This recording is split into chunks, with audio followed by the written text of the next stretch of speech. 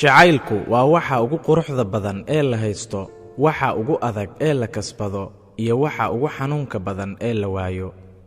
xushmad la'aan jacaylku waa lumaa, daryeel la'aan jacaylku waa caajis, daacad la'aan jacaylku waa farxad ma leh, aaminaad la'aanna jacaylku waa midaan deganayn. goortii aad tiraahdo waan ku jeclahay, waxaad ballan ku samaynaysaa qof kale qalbigiisa. waa inaad ku muujisaa ficil si aad u caddayso. jacaylku ma ahan qiiro keliya, jacaylku waa ficil. jacaylku ma aha dareen keliya, jacaylku waa daryeel. qofka sida dhabta ah kuu jecel wuxuu kaa hor istaagaa inaad dembi samayso. qofka aan sida rasmiga ah kuu jeclaynna wuxuu kugu dhiirigeliyaa xumaan iyo inaad dembi samayso. dad badan oo aragtida wejiga keliya wax ku jeclaado, gadaal bay ka qoomameeyaan, sababtoo ah jacaylku marnaba kama dhasho quruxda wejiga, balse wuxuu ka dhashaa quruxda qalbiga. intaadan qofka jeclaan marka hore fiiri inuu naftiisa jecel yahay. haddii uusan naftiisa jeclayn, adigana jacayl kuma siin karo.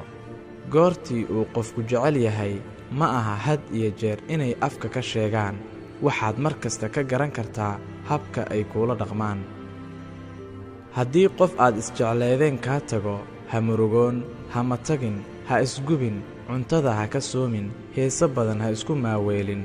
fiiri naftaada inaad nooshahay oo neefsanayso, kadibna horay u wado noloshaada. u sheeg qalbigaada in qof kaa tegay ee aysan ruuxdaadu kaa tegin. ha u beddelin midabkaada iyo naftaada si dadku kuu jeclaadaan. ahaw qofka aad tahay, dadka saxda ah ayaa ku jeclaanaya. dadka sida dhabta ah isu jecel si sahlan kuma kala haraan. haddii ay jirto 100 sababood oo ay ku kala tegi karaan, waxay helaan hal sabab oo ay ku wada joogi karaan. haweenku ma ahan kuwa dhib badan, waxay u badan yihiin kuwa jecel inay ogaadaan inaad jeceshahay. marnaba noloshaada inta aad nooshahay cidna ha ka baryin jacaylkiisa. qofka sida dhabtaa kuu jecel waa inuu jacaylkiisa kugu siiyaa gacmo furan. ogow, qof haddii ay su'aalo ku weydiiso, waxay ka dhigan tahay inay ku danayso. haddii ay ku danaysana, waxay ka dhigan tahay inay ku jeceshahay. ninku waxa uu jeclaadaa gabadha uu ixtiraamo aadna u qadariyo, laakiin gabdhuhu ma ixtiraamaan mana qadariyaan qofka aanay jeclayn. laga yaabee middan inaad iga fikir duwan tihiin.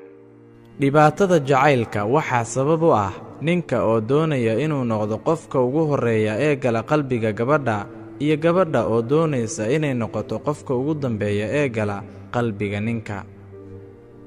gabadhu haddii ay jacaylkeedii koowaad ama midkii ay si dhaba qof u jeclaatay ay ku fashilanto, nolosheeda inta hartay waxa ay ku noolaataa xasuusta jacaylkaas.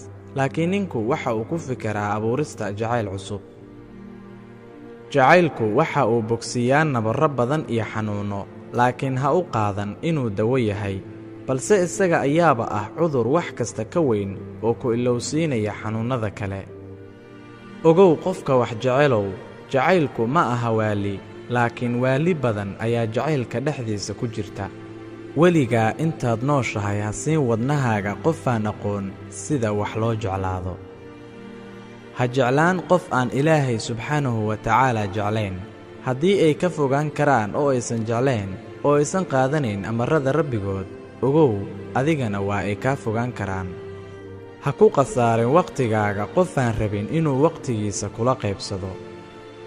ma dhimanaysid haddii aad weydo qof aad jeceshahay, laakiin waxaad dhimatay marka aad weydo sharaftaada.